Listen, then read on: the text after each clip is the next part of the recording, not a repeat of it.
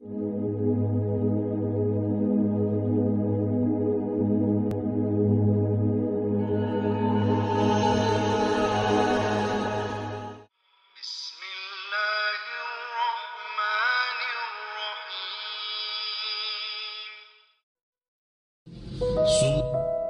dan maksiat akan ditunda oleh Allah hukumannya di hari kiamat kecuali dua dosa. Akan Allah dahulukan azab di dunia dan di kubur, nanti di akhirat lebih besar lagi. Semua dosa akan Allah tundakan hukumannya. Bisa dimaafkan, diampuni, dan bisa juga diazabkan. Lillahi ma fis samawati wa ma fil ardi wa in tubdu ma fi anfusikum aw tukhfuhu yuhasibkum billah fayaghfiru liman yasha wa yu'adzibu. Bisa siapa yang dihendaki Allah diampuni, siapa yang dihendaki Allah diazab. Ini kapan? Nanti di hari kiamat. Selain dua dosa itu semua ditunda dan kemungkinan besar Allah maafkan. Tapi dua dosa jangan harap ampunan Allah. Pertama, dosa durhaka. Penghalaman saya, tidak ada orang durhaka sama orang tuanya bisa husnul khatimah. Tidak bakal bisa.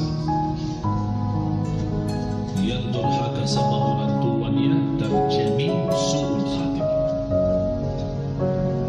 Ini pas lagi mau meninggal. Sebelumnya tidak akan bisa hidup tenang. Bisa mati mendadak dan bisa mati kecelakaan. Kecelakaan motor, kecelakaan mobil, kebakaran, apa saja. Pokoknya kematiannya buruk. Itu semua sebabnya durhaka sama orang tua. Dosa yang kedua, putus silaturahim.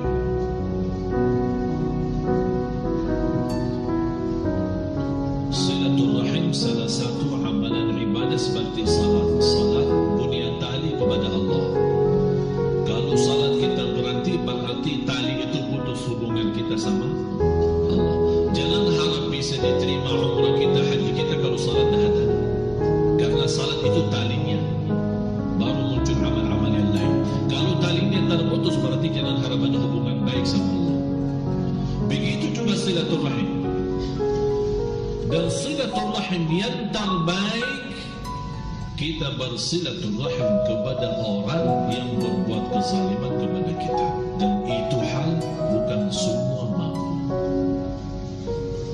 Kita suka silaturahim kepada orang yang balas silaturahim. Dia datang ke rumah kita, kita balas datang ke rumahnya. Dia undang, kita undang. Tapi orang yang tak pernah respon undang kita, kita tak mau datangi ke dia. Berarti kita selama ini bersilaturahim bukan ikhlas, karena kita menunggu sebuah kebaikan.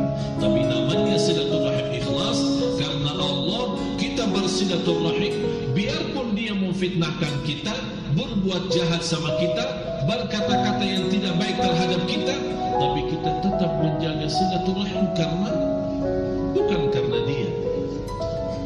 Dan hal itu berat.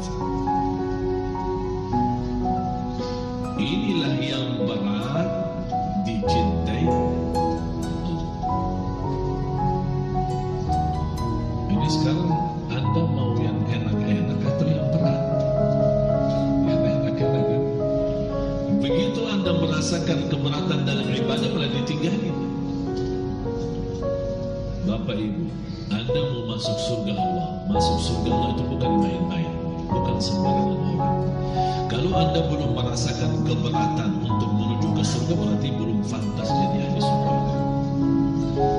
Am hasibtum an tadkhulul jannah walamma ya'lamillahu alladhina jahadu minkum wa ya'lamas sabirin. Apakah Anda kira masuk surga begitu saja? Belum sampai. Siapa di antara kamu yang benar-benar bersungguh-sungguh sama orang yang benar-benar bersabar?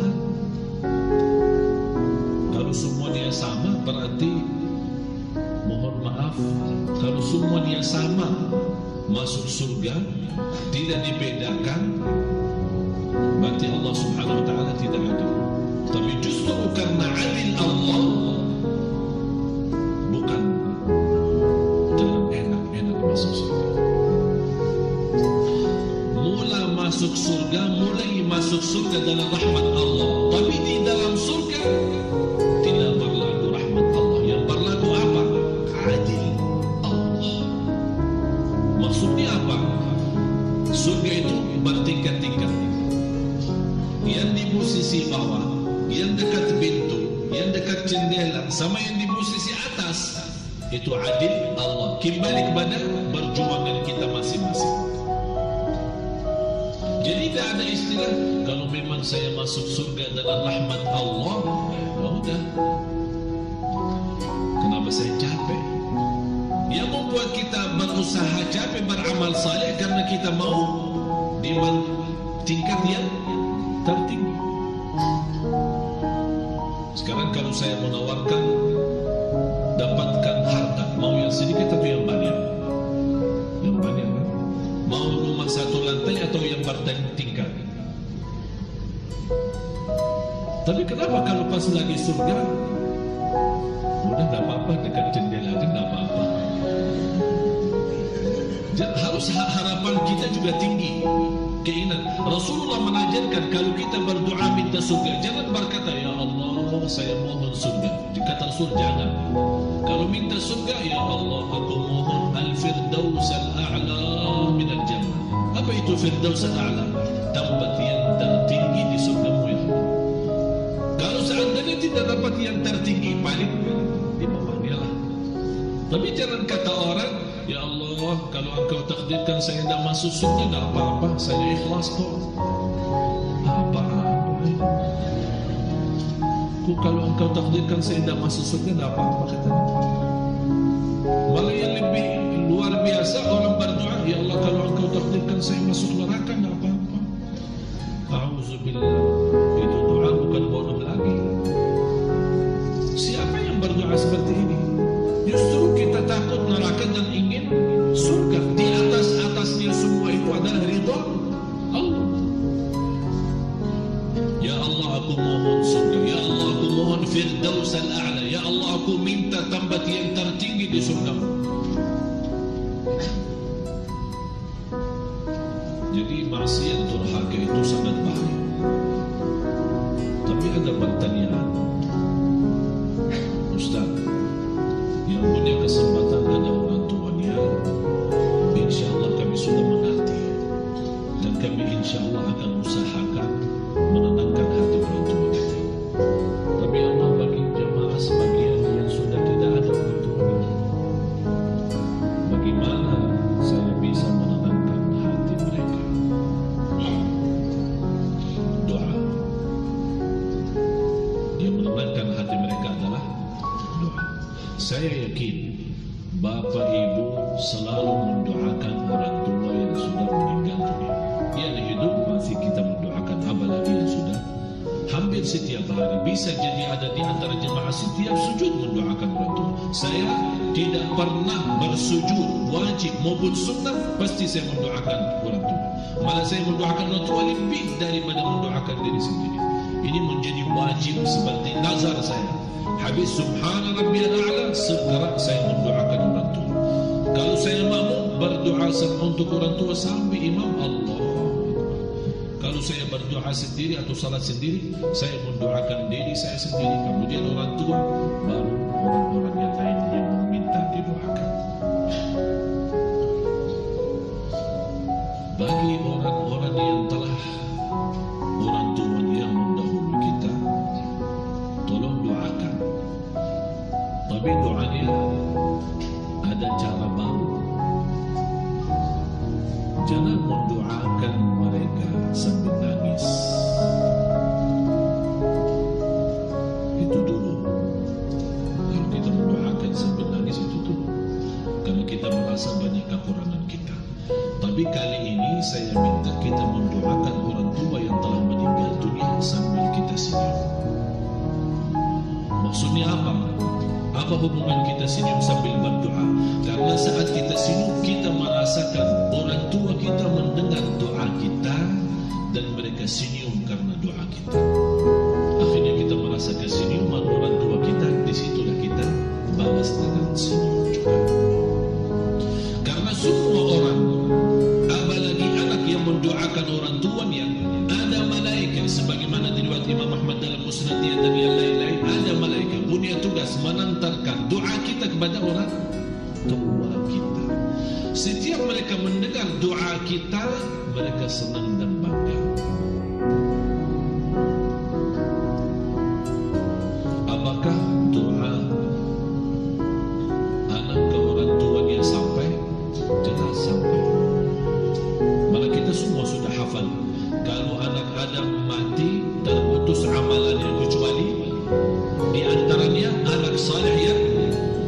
Tapi ada orang bertanya, terus kalau anak yang duluan meninggal, apakah doa bapaknya sampai? Kan ini ada pertanyaan. Ada orang bertanya, ini anak yang mendoakan orang tua, berarti orang tuanya kalau meninggal duluan, anak saleh akan sampai doanya. Tapi kalau terbalik, yang meninggal duluan adalah anak, apakah doa orang tuanya juga sampai? Jelas sampai. Tapi kenapa tidak disebut dalam hadis doa orang tua sampai? Karena sejarah psikologi manusia, pasti orang tua mendoakan anak, tapi belum pasti anak mendoakan orang tua. Oleh karena itu Rasul mewasiatkan anak mendoakan orang tua supaya ada semangat. Karena tidak terjamin anak kita besok mendoakan kita. Tidak ada yang jamin. Oleh karena itu Anda biasakan diri mendoakan orang tua supaya besok kalau dipanggil oleh Allah kita duluan, insya Allah didoakan oleh ini Allah balas. Hal jazaa'ul ihsani illa al-ihsan. Sesuatu kebaikan akan Allah balas dari kebaikan. Silaturrahim, saya minta lain kali semua jamaah yang hadir, kemana saja pergi, apalagi menuju ke majlis ta'lim seperti Sunda Kelapa ini, Anda punya niat 3. Jangan lupa 3 niat. Yang pertama, kenapa saya keluar rumah? Untuk apa? Menuju majlis, berarti nawaitu belajar. Ini niat pertama. Yang kedua, niatnya apa? Silaturrahim. Silaturrahim ketemu guru saya, silaturahim ketemu jamaah yang saya kenal maupun yang saya tidak kenal. Yang ketiga apa? Nawaitu dengan berkah belajaran di malam ini, orang tua saya dapat berkahnya. Boleh juga selesai majlis Anda berdoa, ya Allah, majlis kami malam ini saya mohon berikan pahalanya untuk orang tua saya. Itu boleh. Kalau Anda merasa belum mantap lewat niat untuk orang tua, di akhir majlis sebelum Anda pulang, mau pulang, ya Allah, tolong saya duduk di Masjid Sunda Kelapa dari maghrib sampai isya belajar ilmu, ya Allah, saya mohon berkah majlis ini, pahala majlis ini sampaikan kepada orang tua saya. Itu 100% terkabul. Kenapa saya berkata silaturahim kalau menuju majlis ta'lim dan majlis ilmu? Karena silaturahim mendatangkan rezeki. Yang kedua, silaturahim mempanjangkan umur kita. Yang ketiga, silaturahim mendapatkan ridha Allah. Berarti jamaah sekalian, orang yang punya masalah, saya bertanya sekarang, yang punya hutang angkat tangan. Gak apa-apa, angkat tangan. Yang masih merasa punya hutang, ini saya pertama orang punya hutang. Yang punya hutang angkat tangan. Banyak kan? Belum. Nah, yang belum mampu lunaskan hutangnya angkat tangan. Banyak juga kan?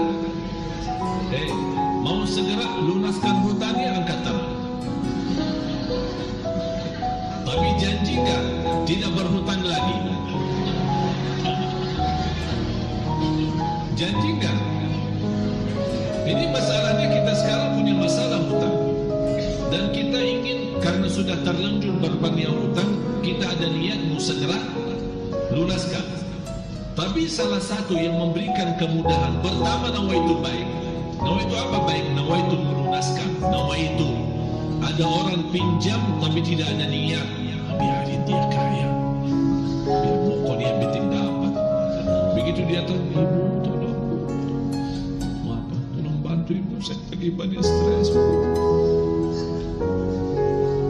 Sampai ibu tuh nangis, kasihan, tersentuh hatinya. Udahlah, kamu mau dikembali, insya Allah tanah segera. Tapi di hatinya sampai hari kiamat, apakah? Ini kan hati. Tapi ibu kan tidak tahu hati. Dia tahu apa yang disampaikan oleh mulutnya. Udahlah, saya kasih. Tapi jalan lama ya, insya Allah. Sambungannya, insya Allah. Karena insya Allah kan banyak arti kan. Sudah kita Bapak Ibu sudah paham insya Allah sekarang. Berarti dia tidak ada niat baik. Orang yang punya niat seperti ini akan Allah susahkan hidupnya sampai mati tidak akan mampu lunas, biarpun banyak uangnya. Belum tentu yang banyak duitnya bisa melunaskan hutangnya. Tapi subhanallah sebaliknya, Rasulullah SAW bersabda, "Man nawa", barang siapa yang niat untuk melunaskan hutangnya, akan Allah berikan jalan. Jadi langkah pertama nawaitu. Sekarang saya minta sekali lagi, Bapak Ibu yang masih punya hutang, nawaitu lunaskan enggak? Angkat tangan. Ini tangan belum bukti ya, tapi hatinya yang Allah Maha tahu. Ini tangan. Yang kedua, saya berikan amalan yang insya Allah. Ini insya Allah di sini bukan bahasa Arab ya, tapi insya Allah pasti akan Allah segera memurahkan rezeki kita. Barbaniyah silaturrahim. Maksudnya apa barbaniyah silaturrahim? Saya kasih sederhana sekali dan saya yakin tidak keberatan. Setiap pagi Anda silaturrahim. Anda sekarang di rumah mau berangkat kerja kan? Pasti ada tetangga kanan kiri. Datangi mereka, "Assalamualaikum, selamat pagi. Gimana pagi hari ini? Sehat?" "Assalamualaikum." Jalan. Tetangga yang satu lagi, "Assalamualaikum, gimana kabar? Selamat pagi. Saya mau kerja dulu ya. Assalamualaikum." Jalan. Nawaitu silaturrahim. Barang siapa yang silaturrahim di pagi hari didoakan oleh malaikat 70.000, ya Allah ampunilah, ya Allah rahmatilah, ya Allah murahkan rezekinya. 70.000 malaikat. Dan kita tahu malaikat doanya makbul. Dan barang siapa yang silaturrahim di malam hari didoakan oleh malaikat sepanjang malam sampai besok, 70.000 malaikat. Allahu Akbar. Anda sendirian bisa lewat telepon tanpa ada keinginan kemauan duniawi, angkat, "Assalamualaikum, apa kabar ibu? Sudah lama tidak ketemu, sehat ya?" "Assalamualaikum, terima kasih."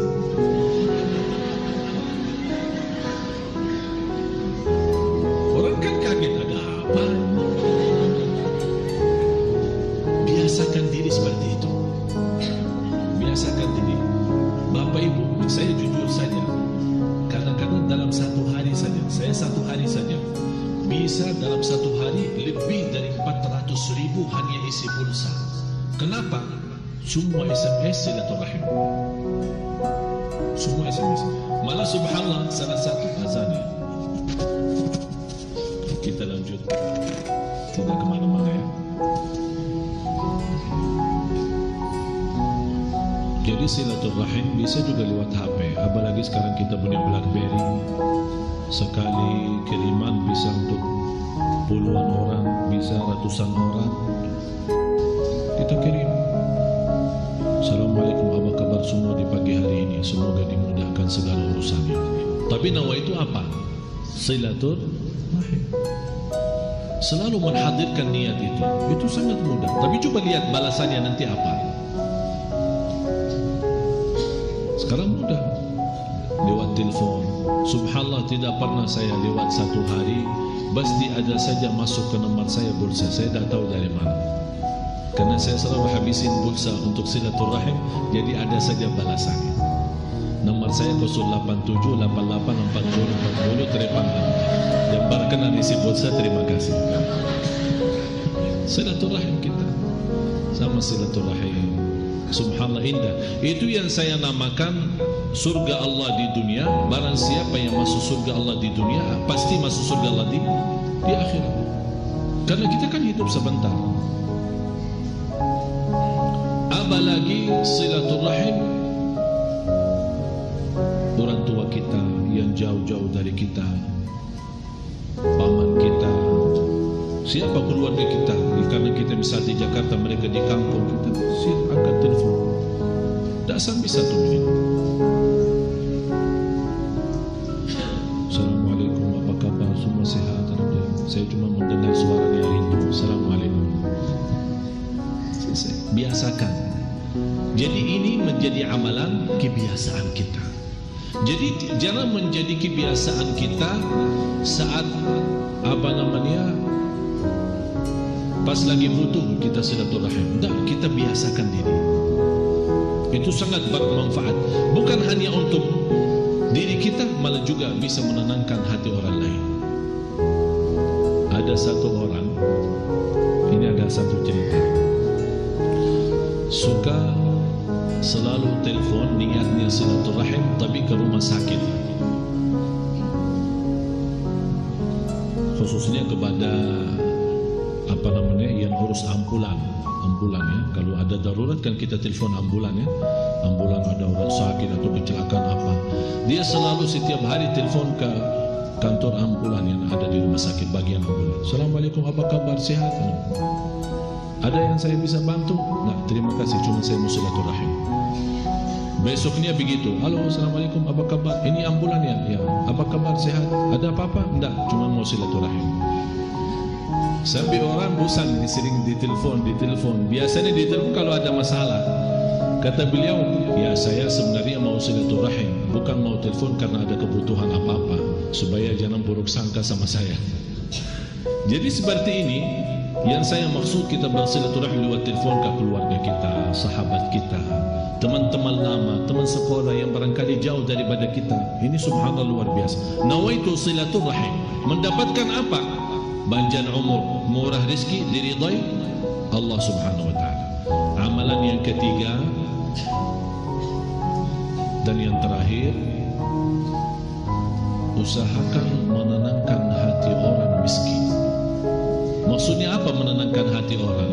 Kalau ada orang kita lihat ini benar-benar orang butuh, benar-benar orang miskin, jangan kita memberikan bantuan kita akhirnya menjadi tukang minta. Tapi kita melihat dia miskin karena lapar, kita bawa. Ayo, inti lapar ya, ayo kita bawa. Mau kemana? Anak mau ajak inti makan. Makan, ngobrol, minum, sudah selesai. Kalau mau ada kelebihan rezeki boleh kasih. Ada orang miskin tetangga kita bawa belanja. Pas hari Minggu kita mau libur sama anak-anak kita, bawa satu orang miskin. Jangan membiasakan mereka menjadi tukang minta, tapi kita berusaha menyentuh perasaan mereka dengan amalan seperti ini. Dan menyentuh perasaan, membanggakan orang miskin, dan termasuk di antaranya membanggakan hati istri kita. Saya kasih di sini ada satu rahasia. Orang-orang kadang berfikir sedekah itu harus dengan uang. Belum tentu. Bisa sedekah uang belum tentu diterima. Tapi ada satu cara bersedekah tapi bukan uang. Apa itu? Saat kita berduduk sama istri sama suami, berikan suapan makanan. Faham nggak? Jadi istri lagi duduk samping kita ya. Ini bapak-bapak ya. Istri samping kita. Kita pas lagi makan, salah satu suapan kita bukan untuk mulut kita, tapi untuk istri. Keberatan nggak?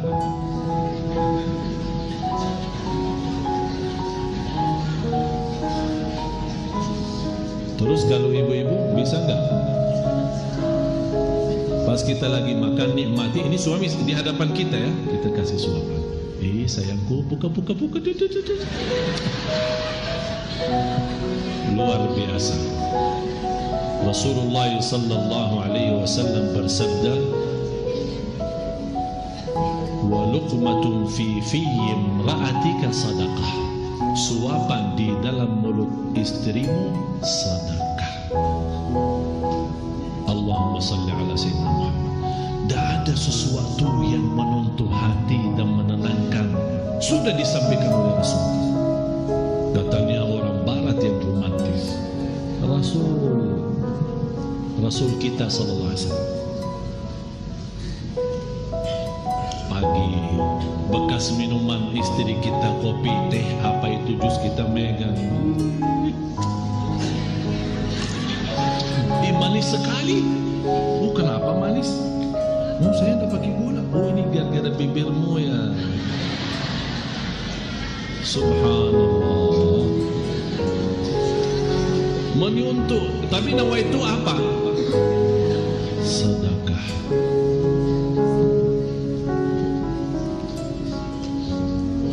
Saya mohon yang punya istri, bapak-bapak angkat tangan.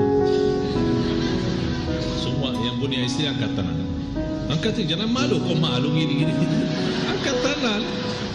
Saya kan tadi yang punya istri satu bukan dua kan. Udah angkat tangan, jangan malu. Udah mulai malam ini kita rubah semua sistem kita. Daripada kita makan sendiri, kita suapin istri kita. Kita tunjukkan rasa cinta, rasa sayang. Nawaitu, subhanallah. Memang Rasul, kenapa Rasul kebiasaan seperti ini? Ini salah satu yang menanamkan rasa cinta. Mohon maaf, biar bapak-bapak sudah 80 tahun, ini masih berlaku, boleh kita lakukan. Sebaliknya, ibu-ibu yang merasa tidak punya suami, ada orang tua, salah satunya atau dua-duanya, suapin orang tua kita. Tunjukkan rasa cinta. Subhanallah, coba bapak ibu, kalau kita bisa mengamalkan sampai menjadi sebuah kebiasaan, sungguh akan merasa kenyamanan dalam batin kita luar biasa. Dan mohon maaf saya menyampaikan hal itu bukan karena bersabda Rasul, tapi saya harap apa yang saya sendiri rasakan, sungguh bapak ibu saya ingin anda semua rasakan. Lewat menenangkan hati orang tua, lewat menenangkan istri kita dengan suapan, luar biasa itu.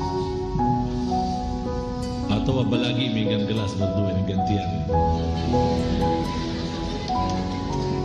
luar biasa. Gantian tempat tidur kita dan subhanallah. Ini sebenarnya bisa dirasakan. Mohon maaf, selama saya di Indonesia 4 tahun, 90% masalah masyarakat di Indonesia karena rumah tangga. Saya membuat 2 buku kecil sekali, buku 1 belum diterbit, insyaallah mudah-mudahan dengan cepat. 20 kesalahan suami terhadap istri yang perlu diperbaiki, 10 kesalahan istri terhadap suami yang perlu diperbaiki. Pengalaman saya selama di Indonesia, saya melihat banyak masalah dalam rumah tangga karena hal-hal yang baru saya sampaikan sepertinya belum ada. Apalagi kalau saya mau bicarakan mandi barang, malu sih. Kok malu? Mandi barang katanya malu. Padahal biar bapak ibu tahu, Rasulullah pernah mandi barang sama istrinya. Faham mandi barang enggak? Mandi bersama di satu kamar mandi sama sama-sama bebas, terbuka. Itu ajaran Islam kita. Kenapa? Kenapa Rasulullah SAW sampai kata Siti Aisyah radhiyallahu anha, saya bersama Rasul mandi bareng sambil beribut siapa yang mau ambil tambah bayuna air ya. Kata Siti Aisyah, saya ribut sama Rasul siapa yang ambil duluan. Ini kenapa semua itu yang dilakukan Rasulullah SAW? Ini sebenarnya bukan khas untuk Rasul. Ada orang ini kan khusus untuk Rasul saja. Kalau kita tidak, kita manusia, punya jiwa, punya perasaan. Kalau kita bisa menjalankan sesuai yang telah dijalankan Rasulullah SAW, akan kita sendiri akan merasakan kenikmatan dalam rumah tangga kita.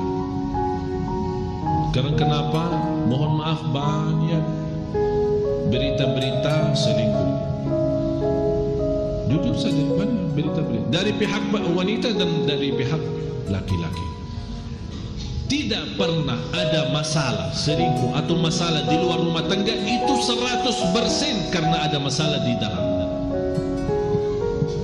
Dan dari dua pihak harus sama-sama berbaiki. Kalau memang sama-sama cinta dan sama-sama kasih sayang. Contoh, ini khusus untuk ibu-ibu ini. Bu, saya kemarin ditelepon bapak, marah sekali seorang bapak. Saya heran istri-istri kita. Kenapa pak? Tidak bisa terlihat cantiknya kecuali kalau ada acara di luar. Pakaiannya seksi, wanginya cantik. Pas di rumah kayak hantu. Sampai saya kesal pulang rumah. Pas saya selesai kerjaan malas pulang cepat. Cari alasan apa, karena macet apa. Bukannya pergilah jauh, pulang nanti malam pas. Jadi seperti hidup kita, mohon maaf kayak binatang. Jadi datang hubungan, pulang hubungan. Datang hubungan, pulang hubungan. Begitu aja kerjaan mereka. Padahal kecantikan wanita itu diwajibkan untuk suami, bukan untuk orang di luar. Malah orang yang mencantikkan diri untuk acara di luar tapi tidak pernah untuk suami dianggap dosa zina. Itu dihukum Islam. Malah dilaknati oleh malaikat sampai dia pulang ke rumahnya. Yang berhak untuk menikmati istrinya adalah suami, bukan orang lain. Jangan orang lain melihat karena suami istrinya bercantik, pakaiannya manis, jadi malah pandangan orang lain. Wow. Yang boleh, wow, itu adalah suami. Biar dia nikmat. Wow, tapi halal, bukan wow haram. Senang. Jadi mohon maaf ya, kita sama-sama harus mencari jalan yang terbaik untuk kita semua. Supaya insya Allah kalau rumah tangga kita bahagia, ibadah kita enak, usaha kita lancar, semua masalah akan bisa diatasi. Bisa diatasi. Jadi di pihak kaum wanita betul-betul mempelajari bagaimana kita mensikapi perbuatan kita dalam rumah tangga kita. Saat suami marah, saat suami lagi protes, saat suami lagi pusing karena urusan kerjaan, bagaimana jangan begitu suaminya kurang malah ditambahin stresnya, malah ditambahin marahnya. Nah, harus kita pintar dan pandai mensesuai kondisi dan keadaan kita. Insya Allah dua buku ini, buku saku ini, insya Allah banyak memberikan pelajaran. Tapi tidak boleh seorang laki-laki mempelajari buku perempuan. Karena buku perempuan untuk perempuan, yang buku saku untuk laki-laki untuk bapak-bapak. Jadi tidak boleh, udah pinjaman tukaran, tidak boleh. Karena di sini ada ilmunya, ada pelajarannya, ada rahasia, ada teknisnya. Tapi khusus untuk istilahnya, menurut saya buku itu adalah macam koreksi diri, muhasabah diri. Karena di situ ada istilah tanya jawab. Jadi yang Anda menjawab adalah Anda sendiri. Kalau Anda berbohong, berarti bohong sama diri. Kalau Anda mau jujur, insya Allah akan dapat jalan yang terbaik untuk mendapatkan kebahagiaan dalam rumah tangga. Mudah-mudahan Bapak Ibu semua yang hadir dalam 3 amalan ini, yang pertama menenangkan hati orang tua. Kalau mereka sudah meninggal dunia duluan, lewat doa, sambil kita senyum karena kita rasa doa kita sudah sampai ke orang tua kita. Yang kedua, silaturahim, dan saya sudah kasih contohnya, bisa lewat telepon, bisa lewat dengan tetangga kita yang ada di rumah. Apalagi kalau kita bisa membagikan saat silaturahim, membagikan kesenyuman luar biasa. Jangan, walaupun kita lagi stres punya masalah, jangan merubah muka atau berbaling muka dengan orang. Bapak lagi pusing ya, senyum. Biar orang lihat kita, Masya Allah, ini kayaknya Bapak tak pernah punya masalah. Padahal kita punya masalah sebesar gunung Uhud. Senyum, Masya Allah. Orang bangga lihat senyum kita, bangga. Karena kesenyuman itu adalah sedekah bagi kita. Yang ketiga, berusaha menenangkan hati istri kita, suami kita, kemudian orang-orang miskin yang ada di sekitar kita. Mudah-mudahan apa yang sampaikan bermanfaat. Marilah kita sama-sama berdoa, dan dikhususkan di antara doa kita adalah untuk orang tua kita. Mudah-mudahan dengan doa kita yang tulus dan ikhlas, Allah menenangkan hati kedua orang tua kita. Mereka masih hidup maupun yang telah wafat, mudah-mudahan